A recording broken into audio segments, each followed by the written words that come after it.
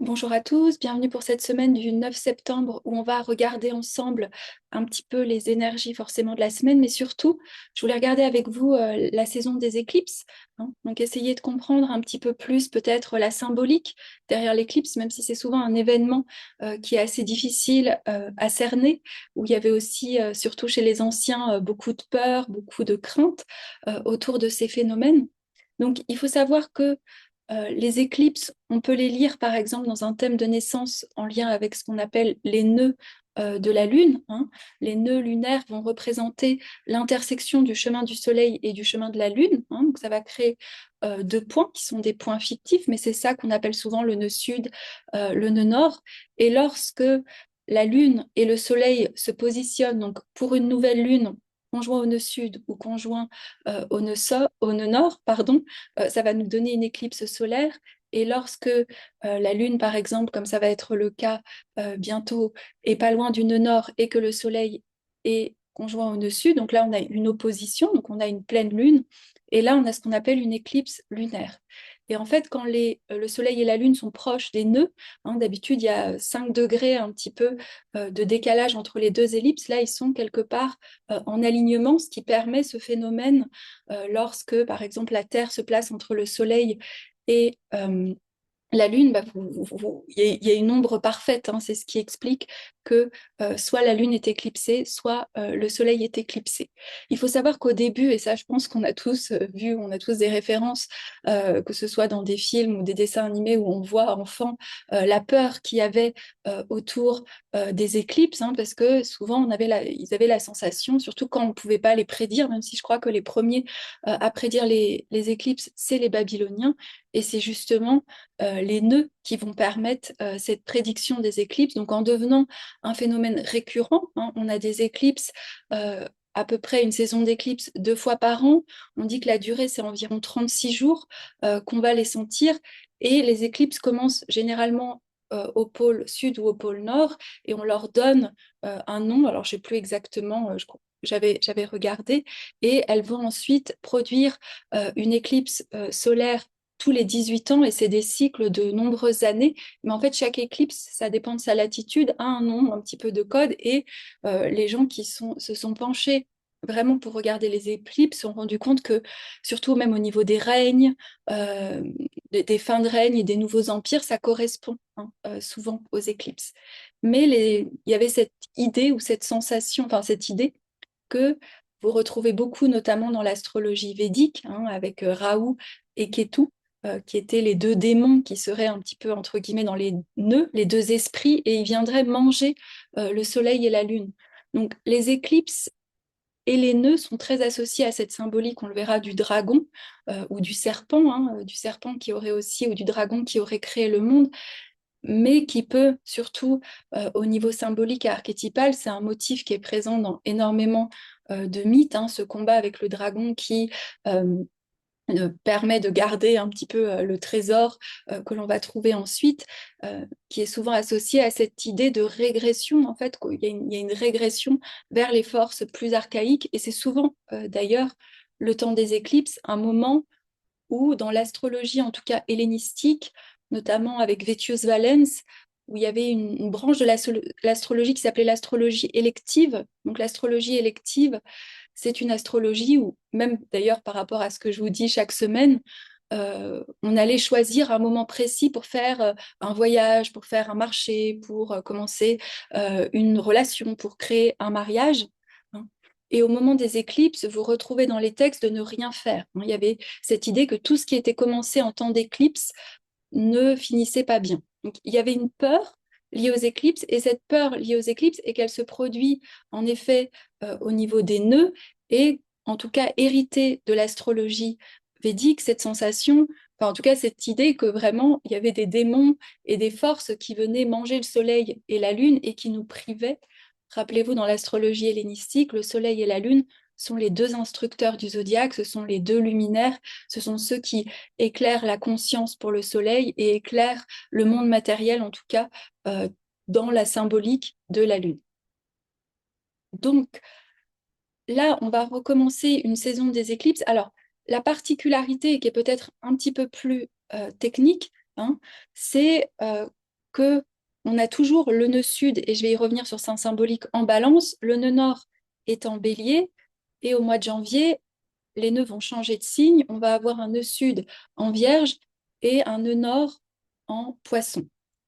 La particularité, par exemple, pour l'éclipse qui a lieu, qui est une éclipse lunaire partielle qui a lieu en poisson, c'est que le nœud nord est en bélier, je crois qu'il sera à 6 degrés du bélier, mais la lune est à 25 degrés du poisson. Donc au niveau, ils ne sont pas très loin, quelque part. Ils sont encore assez proches. Donc c'est pour ça qu'il est possible des fois d'avoir des pleines lunes ou des nouvelles lunes dans un signe, tout en ayant une éclipse, je ne sais pas si vous me suivez, même si les nœuds ne sont pas dans ce signe.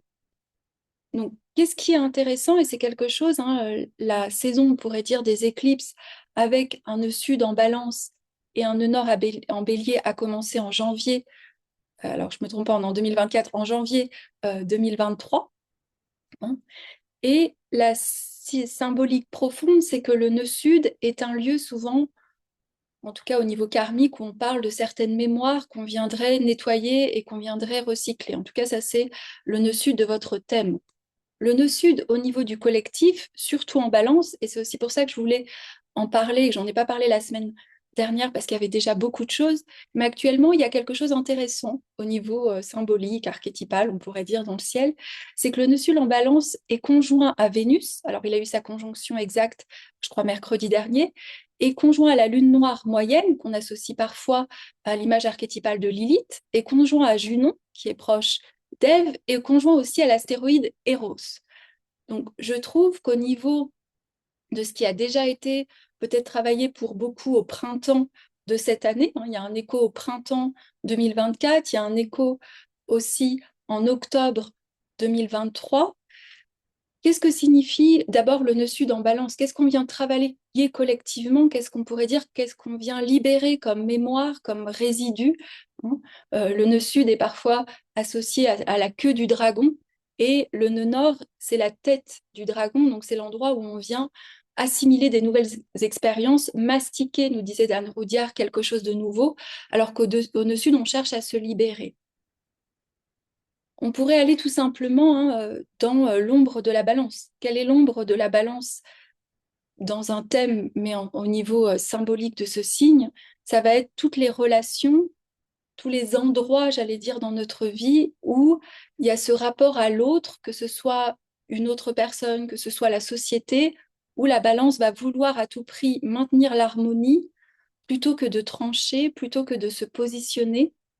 Donc, forcément, tous les endroits où on s'est trahi pour être plus dans le désir de l'autre que dans notre propre désir en relation.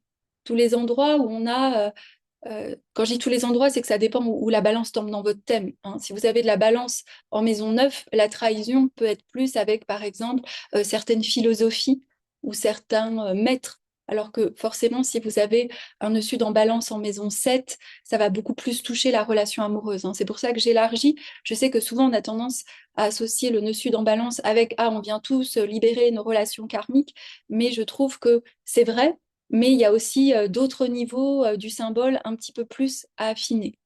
Mais c'est clair que là, depuis à peu près une semaine, encore cette semaine, et forcément la semaine prochaine, avec la présence de tous ces archétypes, de toutes ces images archétypales, la lune noire, c'est un lieu d'indomptabilité. On peut dire, personne n'est vraiment d'accord sur quel point utiliser, mais la lune noire en balance, c'est cet absolu que l'on recherche dans nos relations balance, donc des relations qui seraient en équilibre, qui seraient en harmonie, qui seraient justes, qui seraient équilibrées, qui seraient belles, et cette sensation aussi, surtout avec la lune noire, que la vie nous dit non, qu'elles nous sont interdites, qu'on doit s'exiler, qu'elles nous font ressortir les parties les plus refoulées de notre psychisme. Je reviendrai ensuite sur la symbolique des éclipses et donc des dragons et des forces aussi qui sont mis en présence ou mises en lumière pendant les éclipses. On a aussi la présence de Junon. Donc Junon, c'est l'astéroïde qui est associé à l'image archétypale de la déesse souveraine, de la reine souveraine. Seulement dans la mythologie, en tout cas ce qu'on retient de la mythologie, parce que si vous regardez un peu plus les textes, on se dit comment on a retenu d'Héra, donc qui est la femme de Zeus, et d'ailleurs c'est marrant parce que Zeus c'est celui qui, Jupiter fait des aspects cette semaine, comment on a retenu cette femme jalouse qui est dans l'attente, qui se venge, qui est d'ailleurs, et ça c'est un mythologue que j'aime beaucoup qui s'appelle Kérénie, nous dit le problème de Junon, c'est pas tant les infidélités de son époux que sa trop grande fidélité au rôle d'épouse. Junon, elle s'est vraiment identifiée à cette reine, elle maintient l'équilibre relationnel, mais souvent elle se trahit. Certains expliquent aussi que le mariage de Junon et Zeus, hein, ou de Héra et Jupiter, alors j'ai inversé les deux, hein, c'est euh, Junon et Jupiter et Héra et Zeus, vient marquer aussi l'instauration du mariage monogame. Et Junon, qui était une femme qui initiait aussi dans certains temples, qui n'était pas forcément, qui n'avait pas forcément sa ceinture d'exclusivité ou je sais plus comment il a, de fidélité, j'ai oublié le nom, euh, avait cette capacité aussi de se régénérer par elle-même et que du moment qu'elle a été séduite par Zeus dans certaines versions, il s'est transformé en coucou, il est tombé dans ses jupes le soir d'orage et pouf, elle a été obligée de l'épouser. Il y a aussi des versions qui vont vous dire que le mariage a duré 300 ans, donc on estime que c'est le temps d'absorption euh, des cultes plus patriarcales enfin des cultes patriarcales, des cultes matriarches. Donc Junon s'est coupée, j'allais dire, elle s'est coupée de sa capacité à se régénérer elle-même en relation, hein. Et on a aussi dans l'équation de ce nœud sud en balance, Vénus en balance. Donc Vénus régit le signe de la balance. Alors on a tendance souvent à voir Vénus en balance un petit peu comme cette, je trouve, hein, très omnibulée par la relation, qui cherche absolument à maintenir l'harmonie avec l'autre, ce qui est vrai. Mais quand vous regardez vraiment la mythologie, Vénus n'est pas, elle appartient qu'à elle-même. Elle a un côté où elle fait des choix relationnels qui viennent refléter ses valeurs profondes, hein. Et ça, je crois que je l'avais déjà dit dans des vidéos précédentes. Vénus régit le taureau. Donc dans le taureau, elle consolide sa valeur. Et la Vénus de la balance, c'est surtout Lise Green qui disait ça, elle fait des choix relationnels ou des non-choix qui vont refléter sa valeur ou sa non-valeur dans les relations. Et ensuite, à tout ça, on a l'astéroïde Eros. Donc l'astéroïde Eros, il nous parle aussi de notre énergie vitale. C'est un indicateur dans les thèmes de synastrie, c'est-à-dire, ça c'est quelque chose qui est fascinant et qui est aussi des consultations que j'adore faire et que j'adore avoir, c'est je dirais pas les compatibilités, mais quelles sont les dynamiques qui se jouent entre une personne et une autre personne, surtout, alors là, parce qu'on est dans ce sujet, dans les relations amoureuses, et Rose va être un indicateur de l'entente, on pourrait dire, ou de la complicité sexuelle et érotique des personnes. Mais c'est vrai que là, avant de commencer ces dernières éclipses, hein, donc on a encore le 2 octobre, on aura une nouvelle lune en balance, et ensuite le 25 mars, on aura une nouvelle lune en bélier, qui vont être encore des éclipses solaires, qui vont éclipser la conscience et qui vont vraiment marquer ce qu'on est tous en train d'apprendre, j'allais dire, dans cet axe balance-bélier de notre thème. Et là, on est un petit peu en train de lessiver. C'est d'ailleurs pas évident à interpréter. Je me disais, mais qu'est-ce qu'on lessive avec Lilith et Ève? Est-ce qu'on peut-être tout simplement notre difficulté à exister dans la relation aux autres dans toutes nos facettes, hein. Et là, on a l'impression que ce que je dis est genré, mais pas du tout. Ça pourrait être comment j'existe avec la lune noire dans cette partie indomptée, hein, la chute par orgueil de Lilith dans la mythologie, pour certains, c'est qu'elle refuse de se soumettre au logos d'Adam. Donc elle veut rester, c'est cette force primordiale, hein. Je, je, je cite mes sources parce que je me rappelle d'où je l'ai lu, hein. Donc c'est pour ça que je vous le mettrai dessous. C'est pour des vues d'honnêteté intellectuelle, mais aussi parce que quand je m'exprime dans mon cerveau, c'est que je vois l'image du livre, en fait, hein. Donc c'est René Leboeuf, voilà, qui disait qui citait cette chute par orgueil de Lilith, mais c'était cette femme primordiale qui ne restait fidèle qu'à son côté très instinctuel, hein. Et c'est toute l'ambiguïté d'ailleurs de la Lune noire, parce que pourtant, elle a une quête d'absolu et de sublime qui la fera devenir cette dame à la licorne où elle est constamment déçue de ses relations. Junon, idem. Junon, c'est la partie en nous qui, par fidélité à la relation, par fidélité au lien, peut se trahir. Vénus, là aussi, on est, surtout Vénus Eros, on est dans ce réveil de notre Eros, on est aussi dans ce réveil de notre valeur, et peut-être tout simplement un temps de bilan pour beaucoup d'entre nous, si les relations qu'on a tissées Alors, ça peut être toutes les relations, bien sûr, ça va dépendre de votre thème, mais surtout les relations affectives, les liens érotiques, les liens sensuels, euh, sont satisfaisants quelque part. Pourquoi? Parce qu'en face, on a le nœud nord en bélier.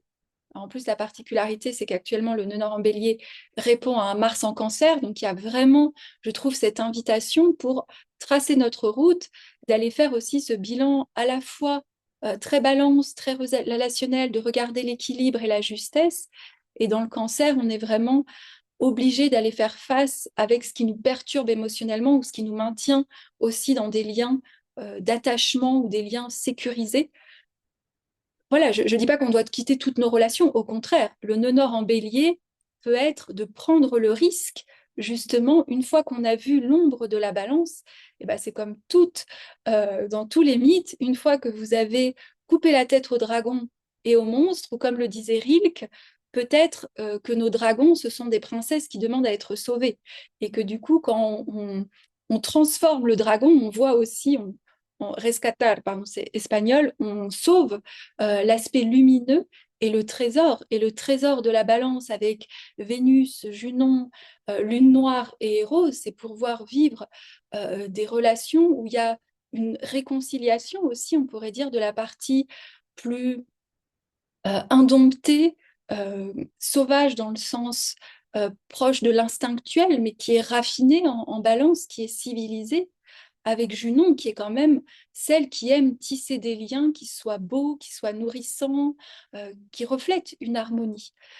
Mais le bélier vient nous rappeler on peut pas le faire au détriment de notre quête personnelle, de notre quête héroïque ou héroïne, de notre quête mythique, et qu'on doit couper, encore une fois, toutes toutes ces attachements ou toutes ces fidélités. Il y a aussi un autre niveau de la balance, ça va être les lieux où on est fidèle à certaines formes de la société qui peuvent nous dire que telle relation doit être de ce type-là, que euh, je sais pas, j'ai pas d'exemple vraiment, mais là où on s'oblige, là où on se dit, bah non, une relation comme ça, c'est pas possible. Il faut, dans l'idéal, que chacun ait travaillé sur soi, que chacun soit assez proche, qu'on ait les mêmes valeurs. Alors, c'est sûr, mais je pense qu'il y a aussi cette redéfinition de voir dans quelle mesure toutes ces valeurs, est-ce que ce sont des valeurs sociétales ou est-ce que ce sont des valeurs qui émergent pour que nos choix relationnels viennent après ou en même temps, parce que des fois ça cohabite, de ce chemin héroïque du je suis du bélier qui a justement avec l'épée aussi du discernement, et ça va continuer puisque à partir de janvier, le nœud sud va être en vierge. Donc là, on va traquer, on va dissoudre toute la critique intérieure, tout ce jugement, toutes ces disciplines sclérosées, toutes ces obligations qui nous font croire que c'est la seule solution pour toucher la grâce divine. Bon, j'y reviendrai plus à un autre moment, parce que là, je ne veux pas me perdre et je reviens à mon cadre, enfin, mes notes. Donc, on va vers le bélier, hein. Donc vers couper, vers oser, il y a quelque chose de prendre le risque. Et le bélier, c'est un signe qui va nous demander d'avoir le courage, hein. Et pour moi, les nœuds ne sont pas forcément un va-et-vient. Ah bah, tout de suite, nœud sud en balance, je refuse toute relation, et nœud nord en bélier, je ne fais que ce qui me plaît. Non, c'est comment je peux actualiser ma quête personnelle bélier tout en prenant après avoir enlevé ces détritus de la balance, peut-être tout en sélectionnant, tout en discernant, tout en faisant des choix relationnels, puisqu'il y a aussi Vénus, il y a aussi l'Héros, il y a aussi Lilith qui me réveillent dans la vie, qui me font sentir vivant, hein. Et les éclipses, que font les éclipses une fois que j'ai décrit ces nœuds? Elles accélèrent les choses. Moi, j'ai toujours cette image un petit peu que vous retrouvez, vous savez, dans la mythologie, vous les retrouvez dans la mythologie nordique, dans la mythologie grecque, il y a ces trois moires hein, qui sont parfois appelées les parques. Vous avez la tisseuse du destin, la coupeuse de destin et celle qui mesure le destin. Atropos, Lachesis et Cloto. Alors, je ne me rappelle jamais laquelle est quelle, je devrais les écrire. Et on a cette idée que vous retrouvez pourtant beaucoup, même en astrologie hellénistique, qu'on pouvait quand même, hein, c'était les daimons qui étaient chargés de faire ça, de nous remettre sur notre chemin, on pouvait quand même négocier hein, notre destin. Il n'y avait pas cette hyper-fatalité, c'est ce qui a été reproché souvent à l'astrologie ancienne, c'est qu'il y avait un côté trop fataliste où si vous aviez tel placement, c'était foutu. des fois, c'est un petit peu vrai, hein, surtout qu'ils avaient un biais, notamment sur Vénus. Hein, vous étiez vraiment demeure très légère, même dans les aspects les plus beaux de Vénus, c'était toujours quand même une approche de Vénus qui vous conduisait plus à la luxure, au plaisir qu'à autre chose. Mais ils reconnaissaient quand même la joie de vivre de Vénus. Donc, en temps d'éclipse, il y a cette idée que le destin est un petit peu suspendu, comme si on nous rappelait justement le fil qui se déroule. Dans l'axe Balance Bélier, il y a un mot-clé, les gens qui rentrent, ils rentrent, les gens qui sortent, ils sortent. Il y a quelque chose d'assez radical où on a l'impression de ne pas maîtriser. Vous savez, tout s'accélère et le destin est suspendu.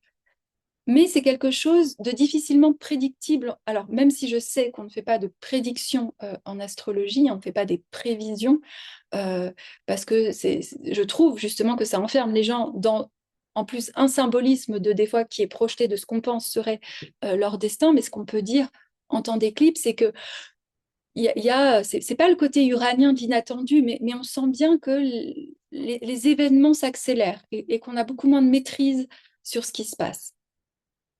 Par contre, pourquoi les éclipses nous brassent beaucoup? Parce que si je reprends ma symbolique du dragon, ça fait ressurgir les dragons. Hein. C'est d'ailleurs des dragons qui mangeaient, soi-disant, le soleil et la lune. Donc, au niveau symbolique et archétypal, c'est un combat avec ces forces régressives. Vous avez dès les Babyloniens Marduk, le héros solaire, qui vient lutter contre Tiamat. Vous avez Apollon qui coupe la tête. Alors moi j'aime moins bien parce que à Draconia, qui était le gardien, le serpent gardien de l'oracle de Delphes, et il y a un changement ensuite de lignée, enfin je ne sais pas si on dit de lignée, mais en tout cas l'oracle de Delphes qui appartenait à Gaïa appartient ensuite à Apollon. C'est sûr que souvent, d'ailleurs dans les éclipses, alors je ne suis pas spécialiste d'astrologie mondiale ou d'astrologie people, mais je crois que la monarchie anglaise, les décès, les mariages, beaucoup, d'ailleurs je crois que c'est le prince Charles qui était né en temps d'éclipse, souvent, hein, et ça les anciens l'avaient noté, c'est vrai que les éclipses étaient associées, comme je vous le disais tout en début, à des fins de règne ou des débuts de règne, et on s'y attendait pas. Donc, au niveau symbolique, pourquoi ça nous brasse autant? Parce qu'il y a quelque part, on est privé, quand on est privé de la Lune. Alors, la Lune, c'est censé être celle qui nous nourrit, c'est l'intendante du zodiaque, on vous dira en astrologie hellénistique, c'est celle qui est chargée de gérer le quotidien, le corps, la santé, les affaires du monde pour pouvoir au Soleil d'accomplir sa destinée, en quelque sorte. Mais c'est sûr, quand on est privé de Lune, on est aussi symboliquement privé de cette, cette coupe ou de cet utérus qui nous accueille et qui prend soin de nous. Hein. Pareil, quand on est coupé, quand le soleil est éclipsé, hein, donc ça c'est pour les nouvelles lunes, on ne voit plus la direction. Mais justement, c'est comme si les forces, on pourrait dire, hein, peut-être en termes, il faudrait dialoguer avec des psychanalystes ou des psys, en termes plus analytiques, bah, on voit plus l'inconscient est peut-être, alors l'inconscient peut jamais vraiment être rendu conscient, mais en tout cas on peut plus dialoguer avec des choses qui étaient maintenues dans l'ombre, et c'est pour ça que surtout avec ces éclipses Balance Bélier, toutes les relations qui doivent sortir, on prend un mal-être à l'intérieur de nous, ou au contraire, on peut aussi peut-être réveiller des forces en nous qui pensent qui sont un peu moins connectés au monde mental et qui nous permettent aussi de suivre cet élan, surtout avec Vénus Eros conjoint au nœud sud. Quelque chose que je vous l'avais déjà dit, mais que j'aime beaucoup. On dit que Vénus est née de la castration d'Uranus, hein, puisque Gaïa, on ne pouvait plus d'être ensemencée par Uranus, le ciel étoilé, donc elle est née de la séparation de la Terre et du ciel, et Vénus va réveiller en nous ce besoin infini d'harmonie, donc d'amour pour réunir le ciel et la terre. Hein. Donc, les amoureux ou amoureuses vénusiens que nous sommes, ce qu'on recherche, c'est à réunir le ciel et la terre.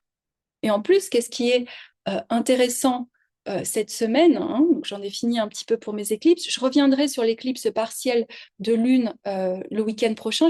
Comme elle est lundi, j'essaierai de l'enregistrer vendredi pour que vous ayez le week-end pour écouter. Cette semaine, on a le Soleil mercredi en carré à Jupiter. Donc, c'est intéressant parce qu'on a le Soleil en Vierge avec un carré de Jupiter en Gémeaux. Jupiter, dans la tradition hellénistique, il n'aime pas être en Gémeaux. Pourquoi? Parce qu'il est dans le domicile céleste de Mercure. Et Mercure et, et Jupiter sont toujours, en tout cas dans le Thema Mundi, qui est le thème de naissance du monde selon l'astrologie hellénistique, ils sont toujours en opposition. Pourquoi? Parce que dans la logique de Mercure, vous êtes plus dans aller chercher et collecter des informations à l'extérieur de vous, et Jupiter, lui, il cherche soit la synthèse, soit l'ouverture à la totalité. Là, je trouve que il y a quelque chose déjà, si vous prenez en tout cas la tradition hellénistique, même si c'est un carré, hein, je sais que certains, on vous a dit carré, attention, les carrés déjà c'est des forces dynamiques, un carré c'est de la nature de Mars en astrologie ancienne. Pour moi, Jupiter, ça nous demande d'ouvrir là où, et surtout c'est important parce que tout ce qu'on travaille en Vierge, on va en prendre pendant 18 mois avec les nœuds. Donc toutes nos rigidités, toutes nos petites cases de Vierge, c'est-à-dire tous les endroits, alors je vous ai fait une très belle vidéo la semaine dernière sur la Vierge, donc je me permets d'aller un peu plus dans l'ombre de la Vierge cette semaine-là, qui peut être l'hyper-contrôle, ou de vouloir absolument que tout soit à sa place et soit dans les cases un petit peu petits. Hein. Là, Jupiter en Gémeaux, il nous demande d'aller faire des expériences, d'aller... Cette idée un petit peu que je vous disais aussi avec toujours ce nœud nord en bélier, pour beaucoup qui va être activé dans les mois à venir, en tout cas fin septembre, octobre, il y a cette idée quand même de prendre un risque, mais avec Jupiter en Gémeaux, on est plus dans une prise de risque intellectuelle qui serait de s'ouvrir à la possibilité que l'ordre qu'on avait créé depuis notre mental, hein, en plus Mercure est aussi revenu en Vierge, demain, il revient en Vierge, pardon, demain. Donc, on a cette prédominance de vouloir mettre chaque chose à sa place. Et là, vous avez Jupiter en Gémeaux, aussi dans le domaine de Mercure, qui vient nous dire, et si je faisais juste une expérience, et si j'allais tester une autre... Alors, pour reprendre mon lien, puisqu'en plus, l'autre aspect, c'est Jupiter ensuite en trigone à Vénus en balance, qui est, comme je vous l'ai dit, pas loin encore de tout ce nœud sud en balance. Je trouve qu'il y a une belle ouverture mentale. Vous voyez, j'avais même pas pensé que le début de ma vidéo faisait partie en fait des énergies de la semaine. C'est de regarder les choses différemment, peut-être de s'ouvrir à d'autres formes relationnelles, peut-être dans une forme d'ouverture aussi, je trouve, dans une forme de légèreté à ce qui vient, même si, bien sûr, hein, comme lundi, en tout cas lundi prochain, on a ce début de la saison des éclipses, il y a ces forces chtoniennes, hein, chtonienne, c'est chtonien, l'adjectif chtonien, c'est du monde du dessous, hein, des mondes des ténèbres, du monde des dragons, du monde souterrain, qui sont présentes, mais je trouve qu'il y a quand même cette invitation à changer de regard, à prendre les choses avec à tester. Moi, je dis toujours, le Gémeaux, c'est un peu il fait un peu des expériences. C'est-à-dire, il fait l'hypothèse que ça fonctionne, et puis après, il a le droit d'invalider son hypothèse, et il revient faire une nouvelle hypothèse. Quelque chose qui ne nous permet pas de tirer, on pourrait dire, des conclusions trop hâtives ou des grandes vérités. Avec Jupiter en Gémeaux, la vérité vient de l'expérimentation, pas forcément du doute, parce que trop douter, ça nous polarise, mais c'est parce que la vérité qui se cache peut-être derrière Jupiter, c'est que quelque part, des fois, comment, je perds mon explication. On peut pas, la Vierge, on pourrait dire, ça pourrait être, j'ai cette idée que la réalité est comme ça, je ne peux la saisir que comme ça. Le Gémeaux, c'est je fais l'hypothèse que peut-être de cette façon-là, en osant dire cette chose-là, en osant regarder de telle chose-là, les choses vont devenir plus légères et plus fluides et vont peut-être invalider ma rigidité ou mon grand perfectionnisme ou ma fermeture à quelque chose, à la nouveauté, à la relation. Donc, je trouve qu'il y a quelque chose d'assez beau parce que finalement, Jupiter nous montre toujours que c'est en dépassant les frontières du connu, un petit peu comme ce nœud nord en bélier qui va être réactivé pour les semaines à venir, c'est c'est en se jetant dans l'inconnu avec le courage, et on sait que le courage vient du cœur, avec ce cœur grand ouvert, c'est-à-dire qui a été déblayé un petit peu des attachements sociétaux ou des idéaux romantico-balance qui des fois nous maintiennent dans des fausses, comment on pourrait dire, dans des faux liens peut-être, en tout cas dans des liens qui réveillent pas aussi en nous le risque, le courage, la beauté, l'harmonie. Donc voilà pour cette semaine. Ah oui, j'avais peur de ne pas avoir enregistré ma vidéo. Donc, n'hésitez pas donc, à me contacter, comme certains l'ont fait, pour les consultations plus personnalisées. Et aussi, j'avais eu l'idée, donc j'essaierai de le faire, je voudrais vous faire une vidéo pour vous expliquer comment, là par exemple, cet axe balance-bélier, vous pouvez l'identifier dans votre thème de naissance. Donc il faut que je pense comment je pourrais faire certaines petites vidéos pour essayer ensuite de vous guider à ce que je dis plus dans le général, vous pouviez un peu plus vous l'approprier. Et aussi, si ça a résonné quand j'ai parlé des consultations de synastrie ou de couple, s'il y a justement, surtout avec ces mois, quelque chose qui émerge par rapport à ces relations, je vais vous mettre le lien pour les consultations de couple ou juste écrivez-moi si c'est plus spécifique ou s'il y a plus, si ça demande d'échanger. Je vous souhaite à tous une très belle semaine.